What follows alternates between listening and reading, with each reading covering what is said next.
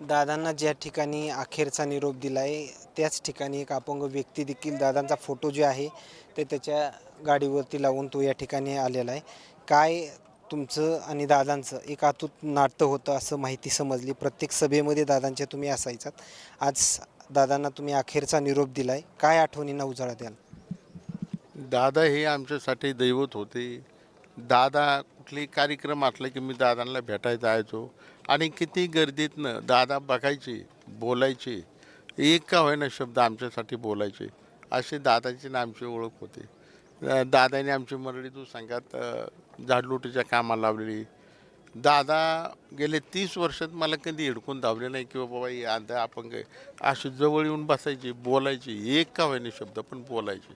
तुमची आणि दादांची म्हणजे शेवटची भेट कधी झाली?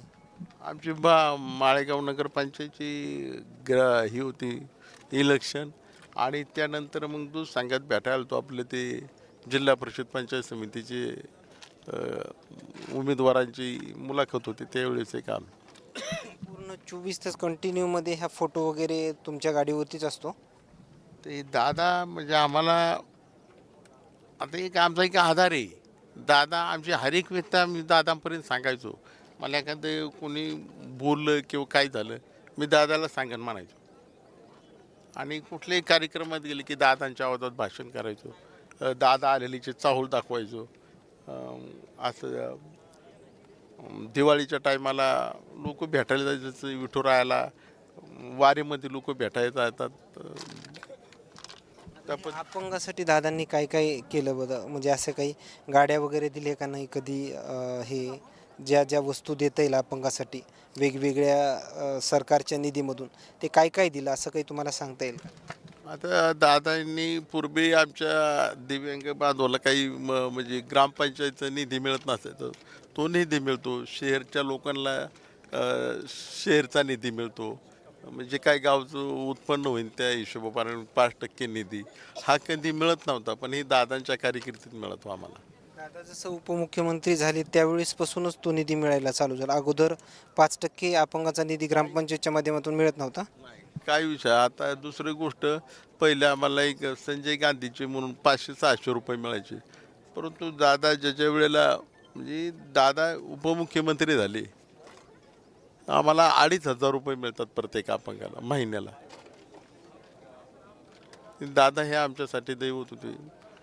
दादा ही माझे नाही परंतु महाराष्ट्राचे दैवत. सरकार म्हणजे जसं गेले तसं खूप महत्त्वाचे त्यांनी निर्णय घेतले. हां जसे सरकारात गेले तसे आम्हा महत्त्वाचे निर्णय झाले. आता आमची फक्त अशी एकच आहे की आता आम्ही आमची व्यथा मांडायची कोणापाशी ही आम्हाला त्याची काळजी की दादासारखा समजून घेणारा माणूस नाही. आणि दादा हे आमच्यासाठी दैवत आहे. अजित दादा अमर रहे, अजित दादा अमर रहे, अजित दादा अमर रहे. धन्यवाद. खरं तर या ठिकाणी येत असलेल्या अपंगांच्या प्रतिक्रिया काय तुला काही आठवणींना उजाळा देता येईल दादांच्या? मी तर त्यांचं दुःख शब्दामध्ये सांगू शकत नाही. मला म्हणजे ते गेले तर म्हणजे एक वडीलच गेला आहे. अख्खा महाराष्ट्राचा म्हणजे अंधार उजेड सूर्यच गेला आहे. मी त्यांचं दुःख शब्दामध्ये सांगू नाही शकत. कधी प्रॉपर तुम्ही बारामतीचेच? काय नाही. बारामती महिलांचे जे काय बरं मग इथल्याच बारामतीमध्येच येतं तुमचं गाव? जिल्ह्यामध्येच येतं? बरं. कोणकोणते कामं झाले दादांच्या माध्यमातून असं काही सांगता येईल का? काय आमच्यावरती काय अडचणी आल्या तरी आमचे दादा दूर करत होते आम्हाला. आता आमची कुणी अडचण आली तर दूर करणार आहे का आमचे दादा? आता गेलेत ना आम्ही काय बोलू शकत नाही मी आता.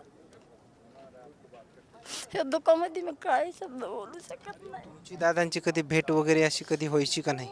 त्याला याला मिटिंगला आमच्या इथं मिटिंग व्हायची माळेगावामध्ये तरी दादा आम्हाला दिसायचे. एवढंच अपेक्षा होती. आजी तुम्हाला काही आठवणींना उजाळा देता येईल? तुमची कधी भेट वगैरे दादांची व्हायची का नाही? भेट झाली, मिटंगी झाल्या, दादाने कामाला लावलेलं, दादाने लय सहकार्य केले. दादा कधी हिडकावून धावले नाही. अपंग मालक असून शिनी जवळ करायचे, चोंबाळायचे, तोंडावरून हात फिरवायचे. त्या आठवणी ध्यानात राहिल्या दादांचे.